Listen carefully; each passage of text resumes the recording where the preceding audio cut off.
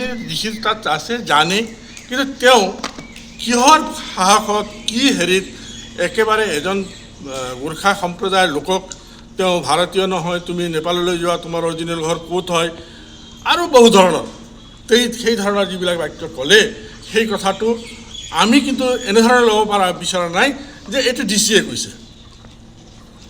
ডিচিয়ে এই ক'ব নলগা কথাখিনি নিশ্চয় জানে, এইটো ক'ব নোৱাৰে।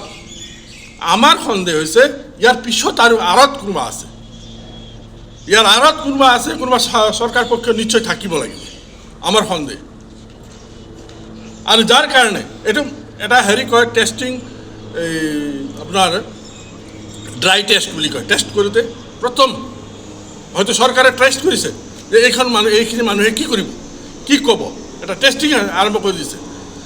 আৰু লগে লগে তেখেতক বদলি কৰি দিলে।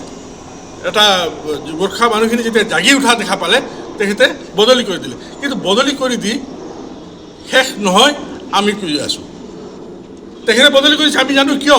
BTCত ইলেকশ্যন আছে, এই ৰিয়েকশ্যন যদি হৈ যায় খুব বেয়াকৈ ৰিয়েকশ্যন হ'ব পাৰে, আৰু দলীয়ভাৱে মুখ্যমন্ত্ৰীয়ে লোকচান ভৰিব লগা হৈ যাব পাৰে, আৰু হ'ব। সেইকাৰণে তেখেতে বদলি কৰি দিলে। কিন্তু বদলি কৰি দিয়াটো মুখ্য হেৰি নহয়। তেওঁ নৰ্মেলি এজন ডিচি এঠাইৰ পৰা আন ঠাইলৈ বদলি হ'ল, কিবা কোনো ডাঙৰ কথা নহয়। কিন্তু আমি বিচাৰিছোঁ তেওঁ শাস্তি হ'ব লাগিব, যদিহে চৰকাৰ পক্ষ তেওঁৰ লগত নাই, যদিহে চৰকাৰ পক্ষই তেওঁলোকক এইখিনিলৈকে লৈ অহা নাই, চৰকাৰ পক্ষে যদি তাৰ লগত নাই, তেতিয়াহ'লে এইখিনি হ'ব লাগিব। আমি কিন্তু এতিয়াও আমাৰ বিশ্বাস হৈ আছে যে এই গোটেইখিনি কাৰ্যকলাপত চৰকাৰ পক্ষ জড়িত হৈ আছে। সেইকাৰণে তেখেতক আমি বিচাৰিছোঁ হেৰি নহয়, ট্ৰেন্সফাৰ নহয়, শাস্তি লাগে। আমাৰ দাবী এইটো। পৰিতাপৰ বিষয়, দুৰ্ভাগ্যজনক বিষয়। এগৰাকী উচ্চপদস্থ প্ৰশাসনিক বিষয়া এগৰাকীক যিটো বক্তব্য, যিটো অডিঅ' কল ভাইৰেল হ'ল, সেইটোক লৈ আজি এনেদৰে অৱস্থান ধৰ্মঘট কৰাটো বৰ অসমখনৰ কাৰণে বৰ দুৰ্ভাগ্যজনক। ইয়াত কোনো এটা বিশেষ জাতিৰ কথা নহয়। এগৰাকী জিলাৰ উপায়ুক্ত হ'ল সৰ্বা। তেওঁৰ যিটো আমি কিবা এটা হ'লেই এখন মেমৰেণ্ডাম দিবলগীয়া হ'লেও জাতিৰ বিভিন্ন সমস্যাই হওক, এগৰাকী ডিচিৰ ওচৰলৈ আমি যাম। কিন্তু তেনে ক্ষেত্ৰত এগৰাকী জিলা উপায়ুক্তই যিটো ভাষ্য আমি সকলোৱে শুনিছোঁ যেন তেখেত সুস্থ নহয়। তেনেগৰাকী ব্যক্তিক এনে এটা আসনত ৰাখা কিয় হৈছে? এই আসনত অধিষ্ঠিত হ'ব পৰা এই যিটো তেওঁক চকীখন দিয়া হৈছে, সেই চকীখনৰ যোগ্যতা তেখেতৰ নাই। এগৰাকী যদি শিক্ষিত, শাৰীৰিক আৰু বৌদ্ধিকভাৱে যদি সুস্থ তেওঁ হ'লে তেতিয়াহ'লে এনেধৰণৰ বক্তব্য, তেওঁ নিন্দনীয় কটু বক্তব্য কেতিয়াও নকৰিলেহেঁতেন। গতিকে আপোনালোকৰ জৰিয়তে সমগ্ৰ অসমবাসী আমি সকলোৱে দুখ পোৱা এটা এইটো দুৰ্ভাগ্যজনক ঘটনা হৈছে, আৰু ইয়াক তীব্ৰ ভাষাৰে গৰিহণা দিছোঁ আৰু নিন্দা কৰিছোঁ। আৰু প্ৰথমতে এনেধৰণৰ কাণ্ডৰ পুনৰাবৃত্তি নহ'বৰ কাৰণে আহ্বানো জনাইছোঁ। অসম চৰকাৰে এইগৰাকী জিলা উপায়ুক্তক ৰদ বদল কৰি শাস্তি দিলেই নহ'ব। তেওঁক এটা ঠাইৰ পৰা ধুনীয়াকৈ আজি বিদায় সম্বৰ্ধনা কৰি আমি ফটো দেখা পাইছোঁ, তেখেতক সুন্দৰকৈ বিদায় সম্বৰ্ধনা জনোৱা হৈছে। আমি কোনখন অসমত বাস কৰি আছোঁ? জ্যোতিপ্ৰসাদ বিষ্ণুৰাভাদেৱে বহু বছৰ আগতে লিখি থোৱা, আমাৰ ভূপেন হাজৰিকাদেৱে বহুত দিন আগতে লিখি থৈ যোৱা তেখেতৰ শব্দবিলাক যেন আজি কাৰ্যত পৰিণত হৈছে অসমখনত।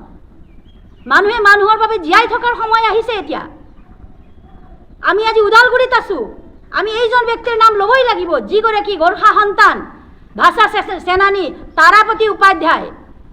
সেইগৰাকী ব্যক্তিৰ অৰিহণা ওদালগুৰি জিলাত সকলোৱে স্বীকাৰ কৰিব লাগিব। অকল নেপালী ভাষাত নহয়, অসমীয়া ভাষাটো তেখেতৰ কলম যিদৰে চলিছিল, সেই তীক্ষ্ণ কলমৰ ক্ষেত্ৰত আজি তেখেতক ভাষা সেনানী নামেৰে সম্বোধন কৰা হৈছে। আপোনালোকে দেখিছে যোৱা নিৰ্বাচনতে আমি কথাটো ক'ব পাৰোঁ, যিটো পঞ্চায়ত ইলেকশ্যন হৈ গ'ল, সেইটো ইলেকশ্যনত জানো সুস্থ গণতান্ত্ৰিক পদ্ধতিৰ এটা যিটো ৰাজনীতিক ব্যৱস্থাত যিটো ধৰণে নিৰ্বাচন হ'ব লাগে, তেনেকৈ জানো আমি দেখা পালোঁ? গতিকে আহি থকা যিখিনি নিৰ্বাচন আছে, ইয়াত মই এতিয়া ৰাজনীতিৰ প্ৰেক্ষাপটত আনি কথাখিনি সাঙুৰিব নিবিচাৰোঁ। এয়া এটা জাতিৰ আত্মসন্মানৰ কথা আছে। গতিকে মই মাননীয় মুখ্যমন্ত্ৰী মহোদয় সকলোকে এটাই কথা আহ্বান আৰু আপিল জনাব বিচাৰিছোঁ, ৰাজনীতিৰ এটা সীমা থাকে। যেতিয়ালৈকে সুস্থ গণতন্ত্ৰ থাকিব, সুস্থ বিবেকশীল মানুহ থাকিব, তেতিয়াহ'লে সুস্থ গণতন্ত্ৰ ব্যৱস্থাত আমি জীয়াই থাকিব পাৰোঁ। ক'ৰবাত নহয় ক'ৰবাত কিন্তু অসমখনত গণতন্ত্ৰ নোহোৱা নিচিনা অনুমান হৈছে, যেন ৰাজতন্ত্ৰহে আগমন ঘটিব, এনে আমাৰ উমান লগা হৈছে। গতিকে মাননীয় মুখ্যমন্ত্ৰী মহোদয়, বৰ একেবাৰে তেখেতৰ যিটো বাকী আৰু ফাঁকি আৰু দুৰ্নীতিৰ চৰকাৰ, তাৰ বাদে আৰু একো হোৱা নাই, প্ৰলোভনৰ চৰকাৰ, আৰু ৰাইজ প্ৰলোভনত নাযায়। গতিকে যিগৰাকী ব্যক্তিক আজি এটা ফোন কলৰ জৰিয়তে ধমকি দি ইয়াৰ পৰা উঠি যাওঁ, নেপাল তই যাগে, নহ'লে কালিৰ দিনটোত মুছলমানৰ পিছত তহঁতৰ অৱস্থা একে কৰা হ'ব, বুলডোজাৰ লগোৱা হ'ব তোৰ ঘৰত বুলি যিটো ভাষ্য কৰিছে, বৰ পৰিতাপৰ বিষয়, লজ্জাজনক ঘটনা, ইতিহাসত নোহোৱা ঘটনা। আমি প্ৰত্যেকখন জিলাতে যেতিয়া এতিয়া শান্তিপূৰ্ণভাৱে মহাত্মা গান্ধীৰ নীতি আদৰ্শত অনুপ্ৰাণিত হৈ আমি যেনেধৰণে অৱস্থান ধৰ্মঘট কৰিছোঁ, ইয়াৰ পৰা এটাই বাৰ্তা, এটাই মেছেজ আমাৰ, আমি তেখেতৰ পৰা ক্ষমা বিচাৰিছোঁ ৰাজহুৱাভাৱে। আৰু কিহৰ স্বাৰ্থত? নে অসম চৰকাৰৰ লগত এইগৰাকী প্ৰশাসনিক বিষয়াৰ কিবা আছে নেকি? যদি নহয়, তেখেত এগৰাকী উচ্চ শিক্ষিত ব্যক্তি যদি হয়, তেখেতৰ অন্তৰত মানৱতা মূল্যবোধৰ যদি চেতনা থাকে, তেতিয়াহ'লে এইগৰাকী ব্যক্তিয়ে কিন্তু ৰাজহুৱাভাৱে ক্ষমা খোজাটো একো ডাঙৰ কথা নহয়। গতিকে মাননীয় মুখ্যমন্ত্ৰী মহোদয়ৰ জৰিয়তে আমাৰ আপিল, আমাৰ আহ্বান, আমি আজি জিলা উপায়ুক্তলৈ ওদালগুৰি জিলাত মেমৰেণ্ডাম এখন দিম, স্মাৰক পত্ৰ এখন দিম। যোৱাকালি বিশ্বনাথত দিয়া হ'ল। এনেদৰে আজি বিভিন্ন জিলাত আমি জিলা উপায়ুক্তৰ ওচৰত আমাৰ যিখিনি বিষয় আমি সন্নিৱিষ্ট কৰিছোঁ, সেইখিনি আমি বিচাৰিছোঁ। গতিকে আমি আশা ৰাখিছোঁ, আমাৰ যিখিনি বিচৰা, আমি যিখিনি ন্যায় বিচাৰিছোঁ, সেই ন্যায়খিনি আমি নিশ্চয় পাম।